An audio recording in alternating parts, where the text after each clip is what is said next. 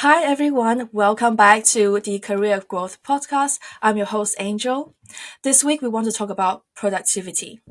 So according to Cambridge Dictionary, productivity is defined as the rate at which a company or a country makes goods, usually judged in connection with the number of people and the amount of material necessary to produce goods. But let's simplify it, shall we? When it comes to productivity at work, it basically means how much quality work you've completed at the end of your day. It might sound easy, but without using the right method or approach that works for you, your productivity might be largely affected. And that might result in piling up work, missing deadlines, burnout, mentally exhausted by playing catch up at work. And we don't want any of that. Today, we've invited Udi Ledergor, Chief Evangelist at Gong, to share with us his productivity journeys. Udi has an MBA in Business Administration, been working in marketing and creative industry for the past decade. He's been a CMO, ambassador, consultant, VP of marketing, and now an advisor and investor. Udi, thank you so much for coming. We are honored to have you on the show today. Thanks for having me, Angel. Happy to dive into all these great topics today. Thank you. So, do you think you can share a bit about what you do at Gong and what does a chief evangelist does? Sure. So I've been a chief evangelist for the last year or so. At Gong, chief evangelist is an extension of the marketing function, a function which I led for almost 7 years before transitioning into my new role. As the first marketer at Gong 7 years ago, I was tasked with building our brand and demand gen efforts and product marketing and everything that usually comes with that. And once I grew the team to about 60 people, I decided to step aside and focus on a few of the things I love, like doing speaking opportunities like the one we're doing here today, running a industry influencer program for Gong, doing executive alignment calls, sharing thought leadership, and helping out the marketing team without the burden of managing the entire team and just get to do fun and dive into things that are still making an impact that I enjoy. Well, did you say you expanded the team to 60 people? Expanded the marketing team to 60 people? Yes, over the course of the 7-ish years that I managed marketing, I grew the team from 1 to 60. But it was in line with the company growth. I mean, I joined as employee number 13, and at the height of Oh, it, we wow. had 1,300 employees. So that was 100x Yeah. growth of the company. Yes, it is. Yes. Wow. I didn't know that because I have checked Gong's LinkedIn page and I know you guys have like a lot of employees, but I didn't know you were the number 13 that they hired at the That beginning. doesn't And usually show you've up on been LinkedIn, but yes, I checked it it about a does. year ago. I checked it Yeah. on the HR system. Like, oh wow, I was employee number Mm. 13. That's a very cool number, and also being part of this massive growth. Looking back, you definitely would feel like, like just from this part, this journey to that journey, and being part of this huge growth with the company. How does that makes you feel? Like, how does that, yeah, sorry, how does that make you feel? I'm very fortunate and lucky to be part of Gong. You know, as the old saying goes, opportunity comes to those who prepare for it. And I'd like to think I did some things in the past that prepared me for this opportunity. So, for example, our CEO and co-founder at Gong, Amit Bendov, he knew me because we had worked together at two prior companies. So Gong is our third company working together, and that's part of preparing for that opportunity. So. Mm. A couple of companies ago, I worked for him for almost 5 years, and I guess I must have done a decent job there if he called me again when it was time to start growing Gong. And he told me about the crazy idea and what they've built, and asked if I would come help build marketing. And I said yes. What took you so long? And then I joined again. So Yeah. it's a combination of preparing for the opportunity, but also just being in the right place at the right time, which I'm very Yeah. fortunate for. That's true. That's true. So today we want to talk about productivity journey, right? And most of our listeners are recent graduates or university students, or someone who started their career for the first few years. And if you want to kind of do like a throwback to when you were like that, when you were like a student and starting out your career, how did you view productivity and how do you handle your productivity at the beginning of your career? You know, I can speak from my experience. I'm by no means a academic expert on productivity, but I think there's several types of people when it comes to productivity, and they're all equally valid. I'm one of those types that I'm always feeling that I'm not doing enough. Positively Mm. discontent is the term I like using around that.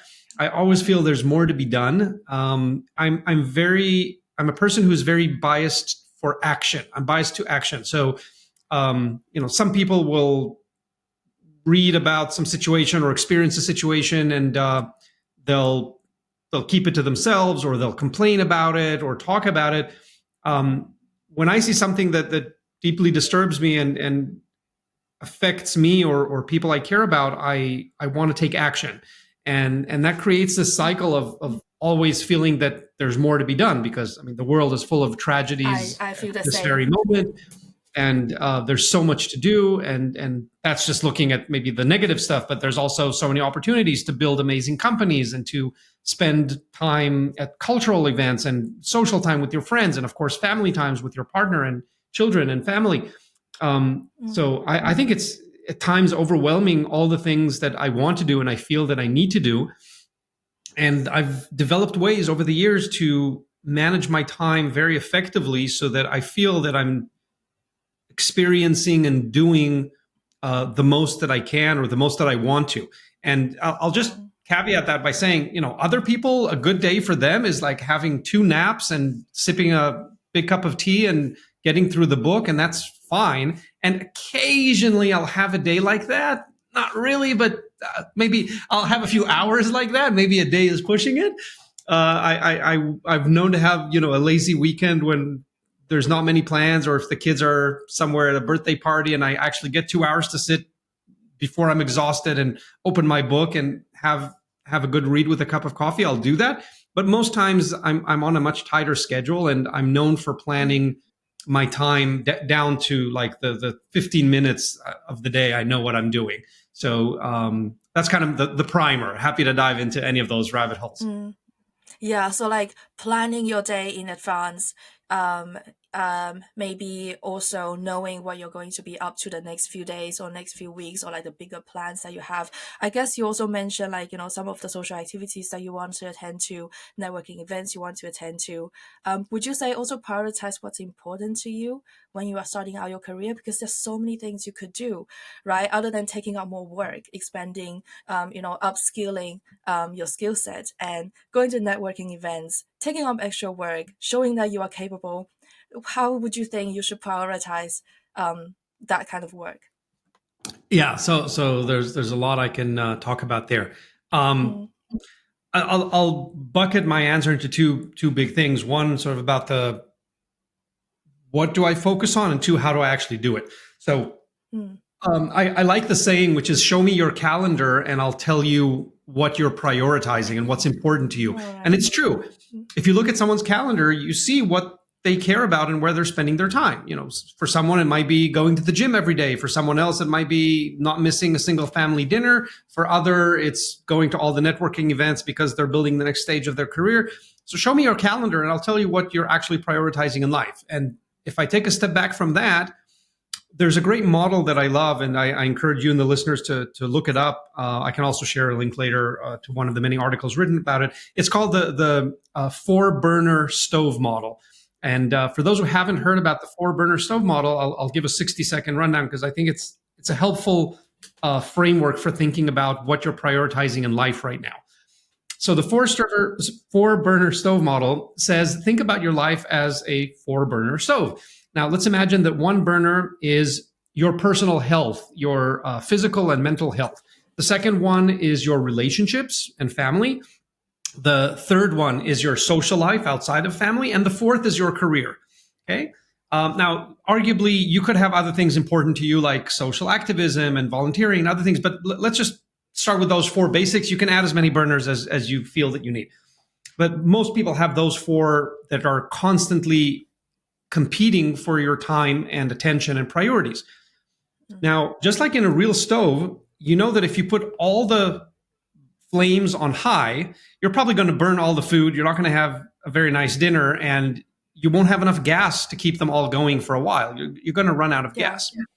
Yeah. So if you think now, the analogy here is your life. You can't have all these four burners constantly on high. At any given time, you can probably have one or two of them on high, but that means you're going to have to put the other two on low. And making a conscious decision, and you can do this in different Zoom levels. You can decide what you're going to do for this year. You can decide what you're going to do for this week, and you can even decide what am I going to do this day. And maybe you're in a new job and you know that you've got to prove yourself and give it all you've got. And you know that there might be a big exit opportunity in the end. So you might decide, this year I'm putting the flame all the way up on career.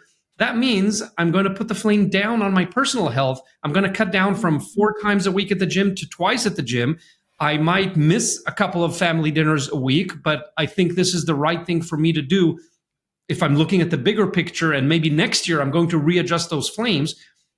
By making a conscious decision and deciding which flames I'm cranking up, which flames I'm putting down right now, I think you can rid yourself of some of the guilt which comes for any ambitious person. Any type A personality is constantly living in guilt that if I'm at work, I'm a terrible parent. And if I'm playing with my kids, I'm a terrible career person. But you're not, and you can't be at 2 places at once. And there's so much research showing that multitasking is the worst strategy possible. If you're constantly context switching, your brain is actually spending a huge part of the energy on uploading and buffering the next task that you need to do and then offloading it to buffer the next one. You're spending so much energy and time, you're not really doing a good job at any of them if you're trying to multitask. So make a conscious decision, which is what I try to do. What am I prioritizing this year or this week or even this day? And if you decide that you're going to get off of work early today because you're going to that kid's game or performance or concert, then make it intentional and shut off the phone and tell people that you won't be available from 4 to 7 because you've got a children's event. And that's just as important as whatever fake emergencies come up at work at that time. So that's, I think, a helpful mental model for deciding and telling yourself what's important to you today or this week or this year. So that's the 4 burner stove model. Let me pause there in case you want to ask anything, and then I can jump into the second part, which is like, how do I make it work then? Yeah. I was gonna say, because I love that model, because to me it sounds like you are not giving up anything. You are just prioritizing at this time or at this season of your life that is important to you. Because I remember when I graduated, I wanted to do everything. And like you said, I couldn't do anything right. And that was a huge realization for me, that, I have to decide what I'm going to prioritize. And I wanted to ask you if there's a turning point for you to realize that, this model will work for me and I do have to put something at the back seat and, and let them just stay for a little bit until you want to get back to them. Is there any instances of that? Yeah, first of all, it's never ever too late. I mean, the only time it's too late to do something is once we're dead. Up until a moment before that, it is not too late. You can decide, you can change your career, you can change your partner, you can change where you live, you can change anything up until you're dead. It's never too late. Unless you're dead, if you're asking, is it too late? Or if you think it's too late, it's not. Like, you're still alive. You can take that step. You can make that change. So I think one common mistake we all make is we let others prioritize our life for us. A very simple way of thinking about it is, if the first thing you do when you wake up and the last thing you do before you go to bed is respond to all the emails in your inbox, you're letting other people prioritize your time. Your inbox is other people's priorities. It's not yours. Your priorities can be on your calendar, which I'll get to in a minute, but your inbox is someone else's priorities. If you're just scrambling, and we all have that need to please others, and we feel that by cleaning our inbox, we've been such good citizens, such good digital citizens, because we responded to everyone in due time. And I remember I used to pride myself many years ago with people used to say, like, Udi, we always get a response from you in like 5 minutes. How do you do this? And I was just sitting there ready to pounce on my inbox when an email came in, because it's a great rush to get that. You're pleasing people, that you're getting back to them and helping them with their priorities. But that can easily suck you in. And if that's what you're doing all day, then what about your priorities? When are you going to do what you need to do? And so blocking out the time to focus on the things that are important to you and letting you decide, how you're going to go into this day. And maybe you don't open your emails till 10 a.m. because your focus time might be 8 to 10. And that's when you should record this podcast or do something important to you, and don't let other people dictate your time. So I'd say it's never too late. And it's Love just, that. you've got to go through that mental shift of, my inbox is not my priority. It's someone else's priorities. So maybe that's a good transition into how I manage my priorities. And I started by saying, if you show me your calendar, I'll tell you what your priorities are. And that's definitely how I manage my life. I'm one of those people who 25 years ago had one of those paper calendars before we had Gmail and Outlook and all that stuff. I walked around every year. I got excited about buying my new paper calendar for the year. And I used that to mark all the important things that I wanted to do, that I needed to do, that I promised people I would do. That all went into the calendar. And of course, today I used a digital version of that. And before I even knew what it's called, I was a big adopter of the get things done methodology of time management. There's many books written about it, so listeners are invited to go look them up. And I'm sure with a 5-minute blog post, you can get the gist of it, of the GTD, get things done, also known as get shit done by some people, but it's the same idea. And the in the simplest form, the idea means that the calendar is a much, much better way of organizing your time and making sure you do what you meant to do. And it's 100 times better than a to-do list. And here's why, because lots of people, they have a to-do list. I used to have a to-do list many years ago. And a to-do list causes a lot of anxiety. Here's why, because it's sitting in front of you. You're probably looking at it 10 times a day. And that list never seems to be getting shorter because you're adding things to it, and you don't get to mark things off that often. The problem with the to-do list is that, A, you're looking at all of it all the time. So that causes anxiety because you feel like, oh my God, I've got so many things to do. 2, the simplest form of a to-do list doesn't tell you what's more important than others. So it could be something like, we need to get fresh batteries, but also I need to finish this essay due on Friday. So it doesn't really tell you what's more important. It doesn't account for how long each task is going to take. And I could write, I need to get batteries, which is a 2-minute task, and I need to finish the essay, which is a 4-hour task, but they all appear in the same hierarchy in the list, which makes it even more confusing. And the other problem is that you haven't actually allocated time. When are you going to do these things? Maybe I can order batteries lasting before I go to sleep because I use the Amazon app and I'll add batteries to my next Amazon order. That takes a minute. But when am I going to find the 4 hours to work on that essay if I haven't actually scheduled that? And the fact that I don't know when I'm going to do it causes a lot of anxiety. So I hate to-do lists. I do not work with to-do lists. I do not have a to-do list for many years. Here's what I do instead.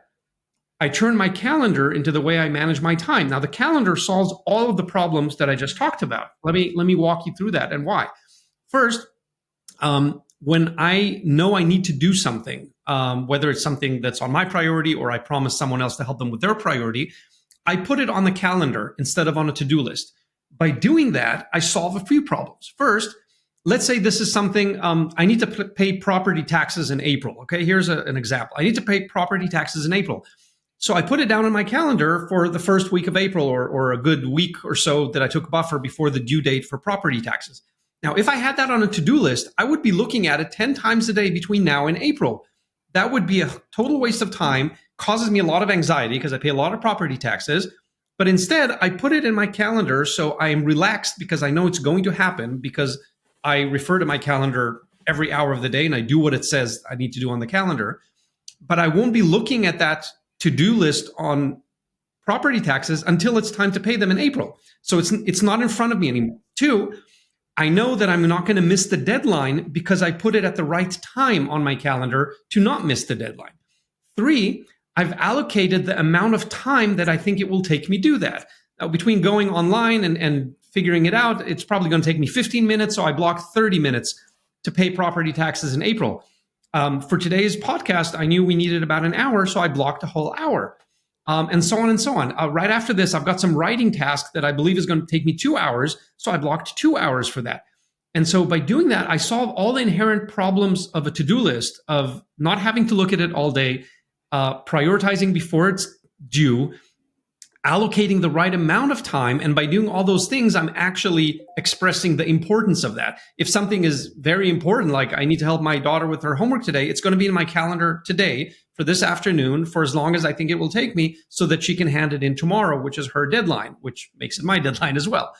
So that's the gist of the get things done and using those time blocks. And there's versions of that. Like the Pomodoro time management technique is based on a kitchen timer that looks like a tomato. That's why it's called Pomodoro. It comes from Italy.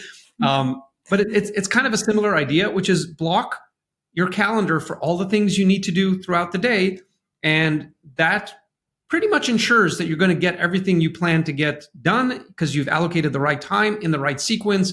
And you don't have to carry that anxiety of looking at all the things that aren't due until next week. If you're going to do them next week, why look at them 10 times today in a to-do list?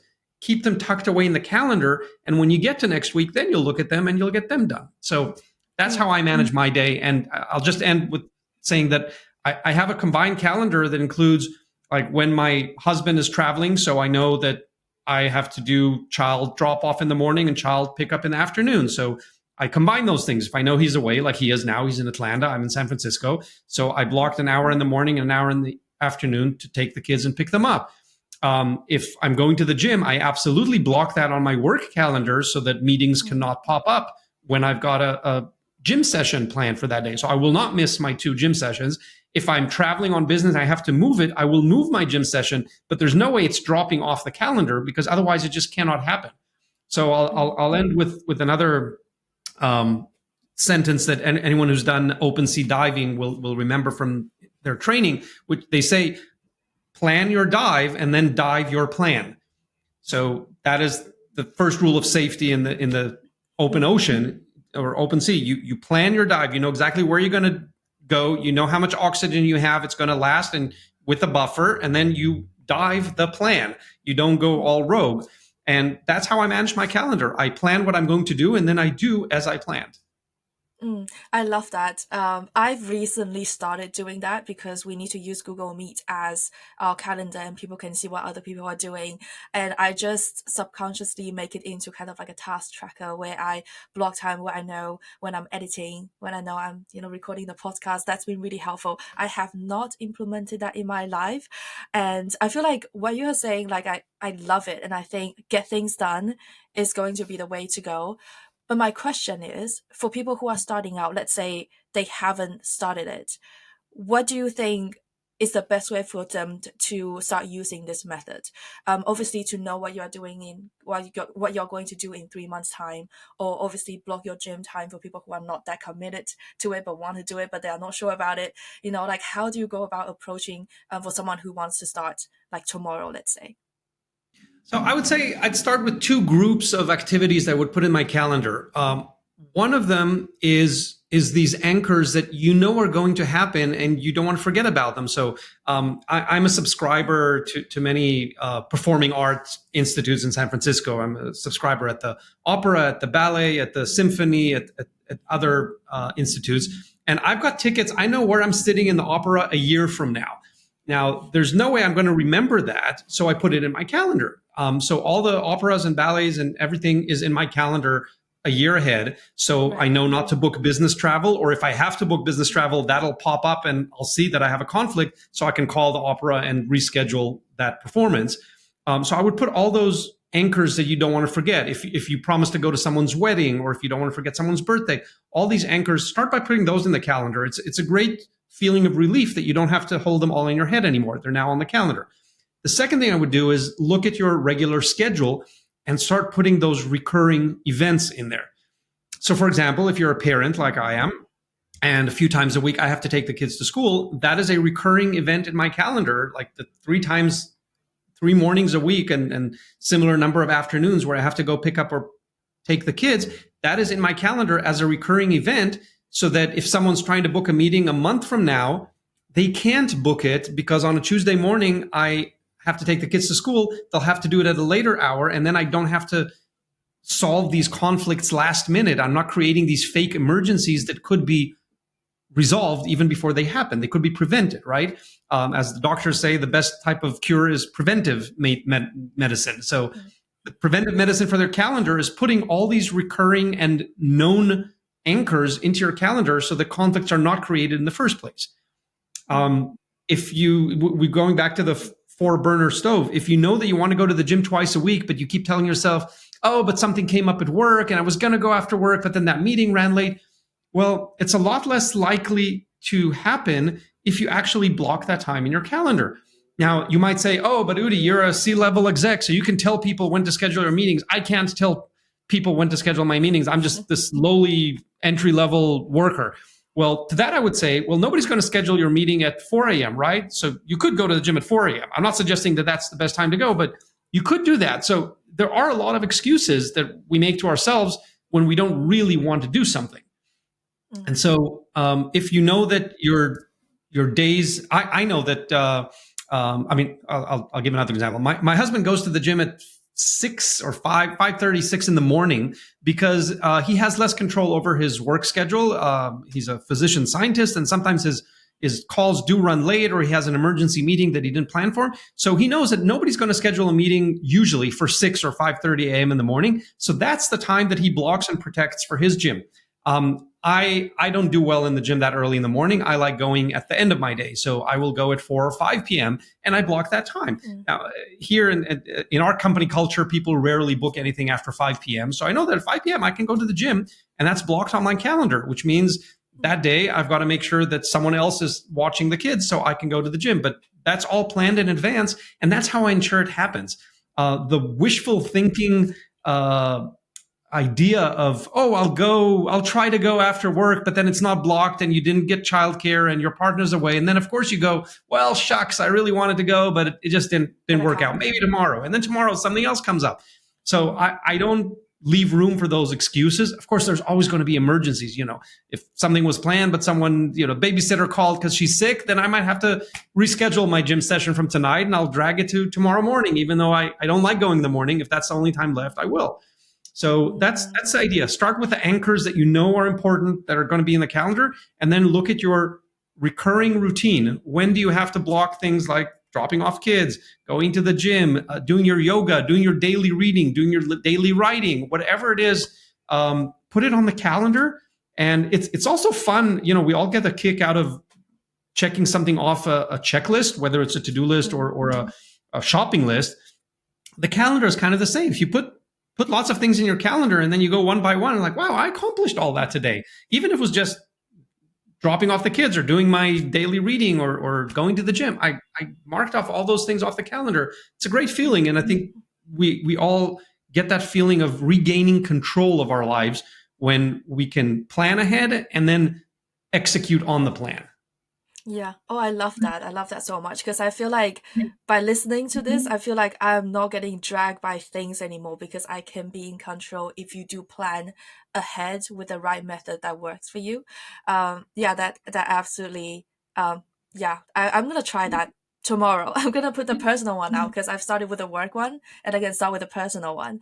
But what you mentioned earlier that you used paper version, the calendar, like the yearly calendar. I used to do that too, and that is the greatest sense of achievement ever. Like the digital version doesn't give me that sense of achievement anymore because I get my tickets in there, I get my writing. So your page, it kind of goes up a little bit. Like it's also. Yeah, I wish we could continue using those. The problem is that when someone moves a work meeting on your digital calendar, it's not going to show up on your paper calendar anymore.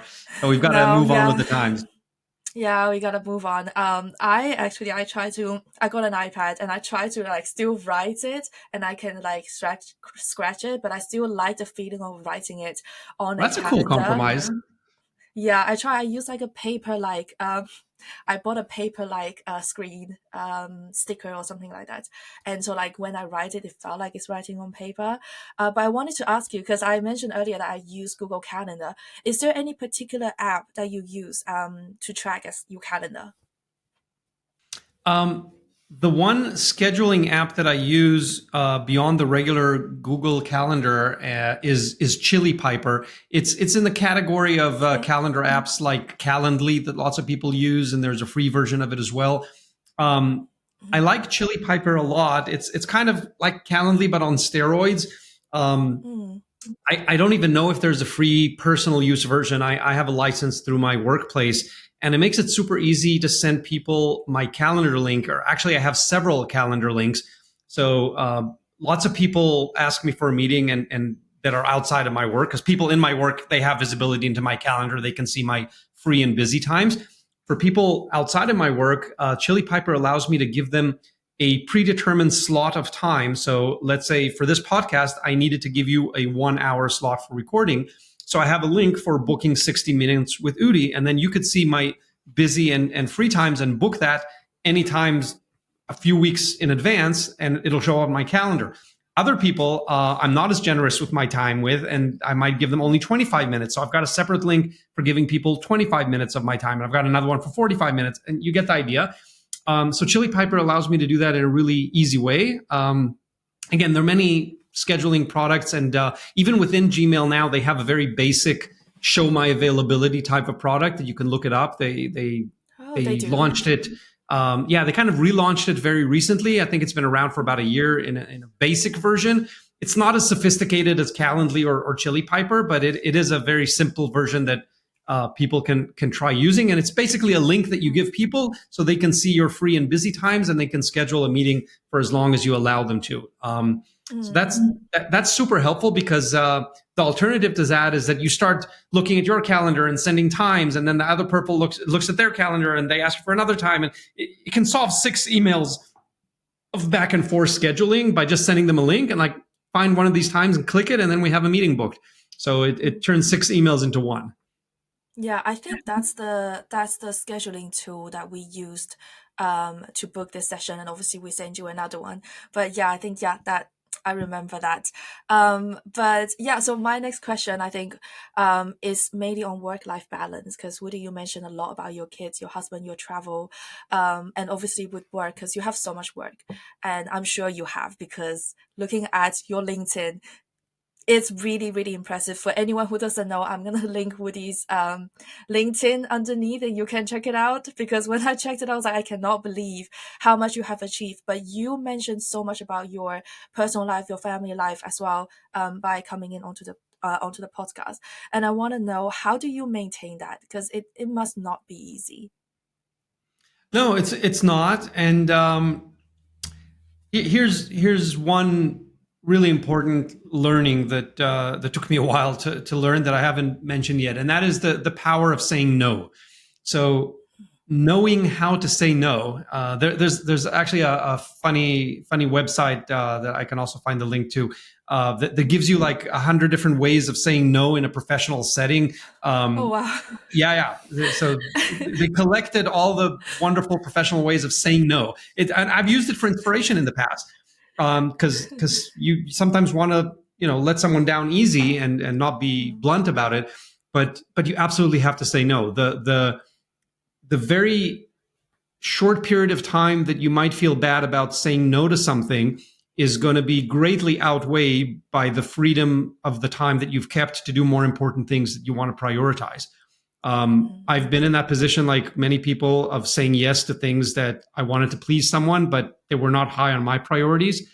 And every single day I get requests to pick my brain on something, and I have to sort through them, because if I said yes to every one of them, as one of my LinkedIn friends, Kyle, posted yesterday, he made like a mock day on his calendar where it was blocked from 9 to 5, time saved for allowing people to pick my brain. And he wrote, this is what my calendar would look like. This is what people think my calendar look like based on the number of people asking me to just pick my brain for 30 minutes every day.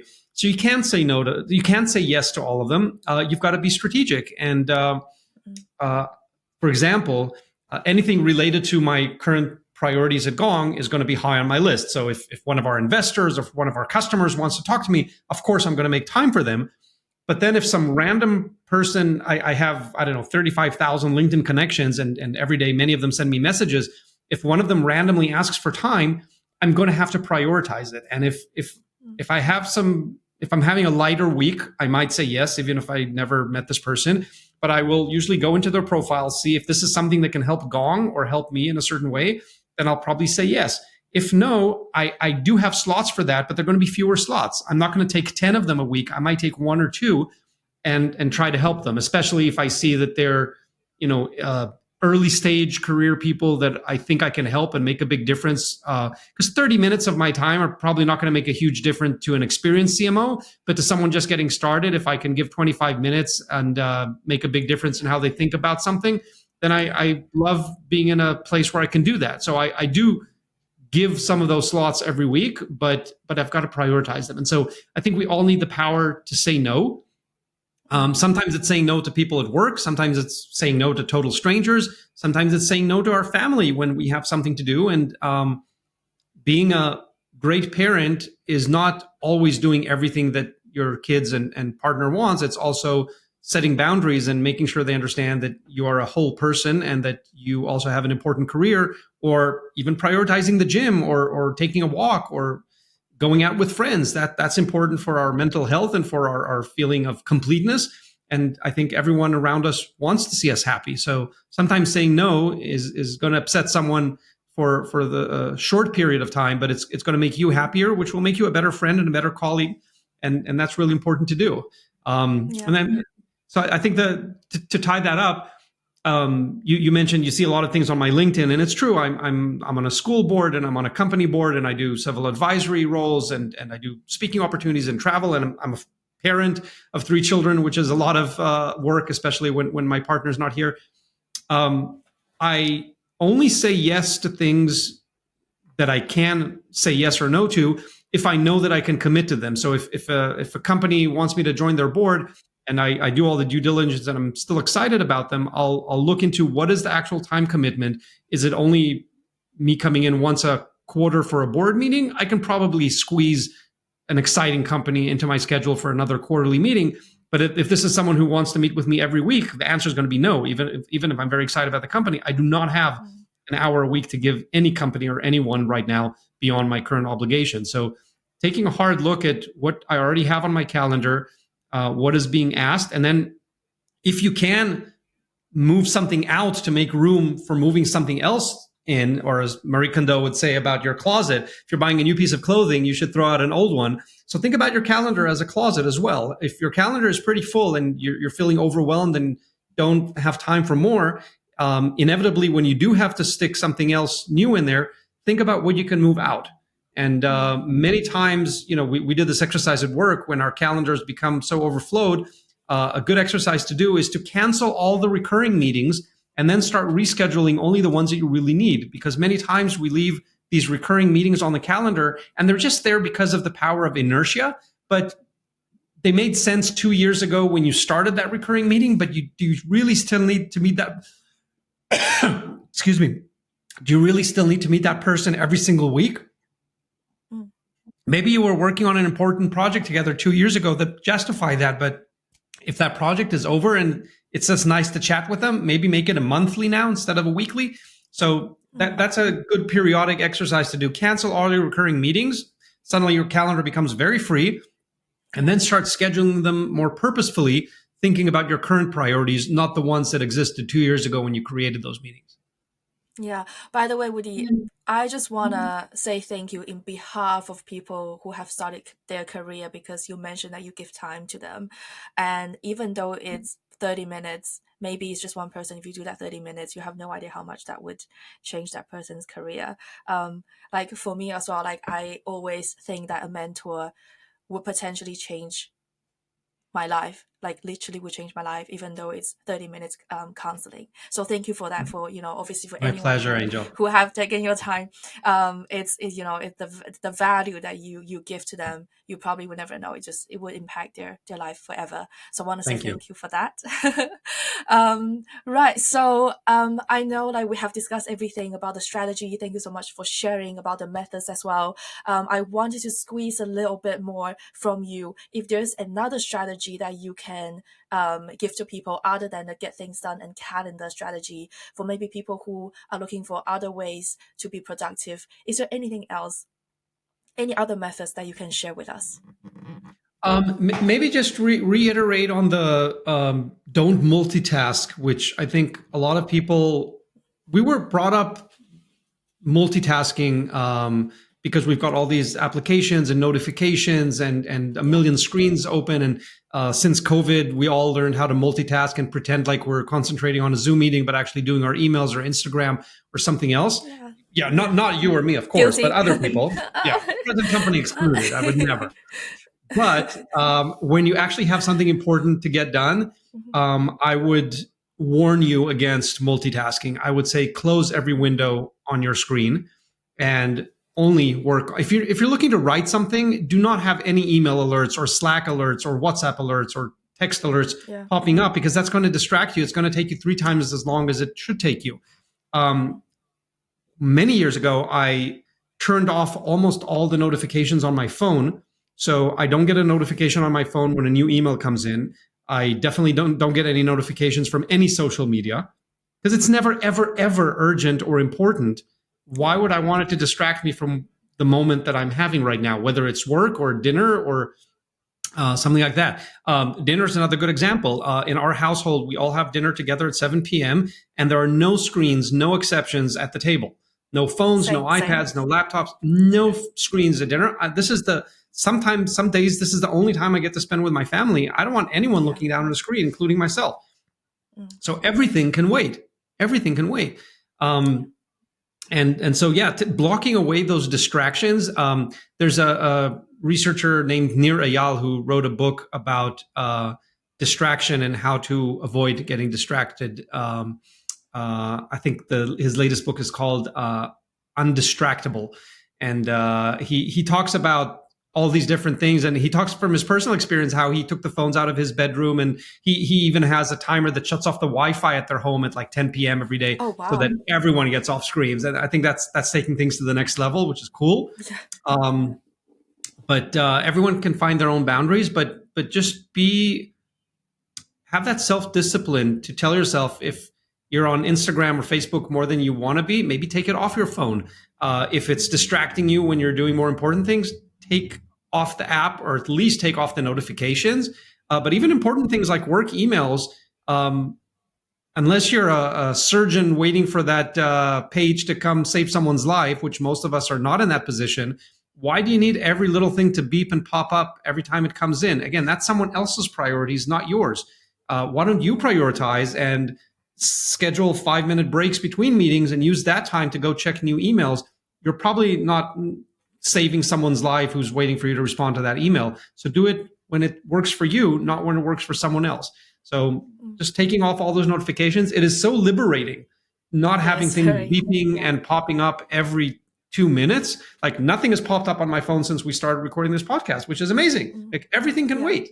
Everything can wait. The exception is maybe WhatsApp, that I use with only like personal friends and family. So if someone comes in from my partner or mother, I want that to pop up, but no emails are going to pop up. No Slack messages are going to pop up. No LinkedIn messages are going to pop up. No Facebook.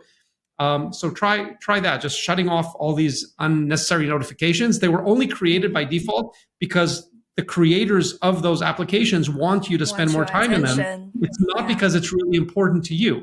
So realize that and just take it off, and you'll find, wow, this is so liberating. I didn't check Facebook for the last hour. Amazing. Right. So Woody, before we end the episode today, we normally ask our guests to give one unconventional career advice to our listener. Can you please share one with us? One unconventional career advice.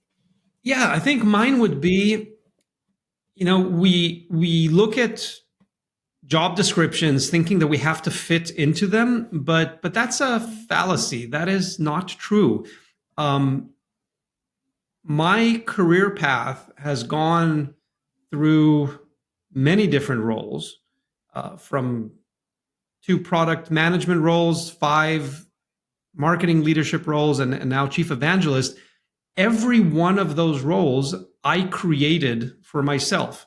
I did not respond to a job description for any of these roles. I created all of them. And there's ways of doing that, of finding the meeting point between things that you're passionate about, things that you can be good at, and things that someone is willing to pay you to do well. If you find the meeting point of those 2 things, what am I passionate about? What am I really good at or can be good at? And what is someone willing to pay for me to do? you can create your own roles. And one quick example I'll end with is when I wanted to switch from product management to full-time marketing role, I went to my CEO at the time, and after I was a product manager there for 5 years, I explained to him that I see a great need in the company for a full-time marketing role that we did not have, and that I was picking up the slack and doing a lot of that marketing. And I explained to him why it would be great for business if we had a full-time marketing role, how much more the company could achieve. And once he was convinced of that, I said, great, now I have just the guy for that role. And I offered myself. And we agreed on a transition plan, and I hired someone to replace me in product, and I took over the marketing function. And so on and so on, from one role to another, I went and created these roles for myself, focusing on things I was passionate about, things I could be pretty good at, and things that people were willing to pay me money to do. So if you're not finding yourself in your current role or haven't found the perfect job description, don't despair. Create your own and go find a business. Either create your own, which is obviously the best way to do exactly what you want by creating your own business. But many of us are not cut out to be entrepreneurs or solopreneurs or running our own business. But even working for someone else, if you can explain to them what's in it for them to hire you or let you join as a partner to do these things that you're good at and passionate about, that they need, that are good for their business, you can create a very exciting role that is tailor made for your passions, and then go have lots of fun doing it. I love that. Thank you so much, Udi. Right, I guess that's all for the episode today. Thank you so much for listening. And as you know, you can subscribe to us on Spotify, YouTube, and we are also on Apple Podcasts. And we will see you in the next episode. Thank you. Thank you, Angel.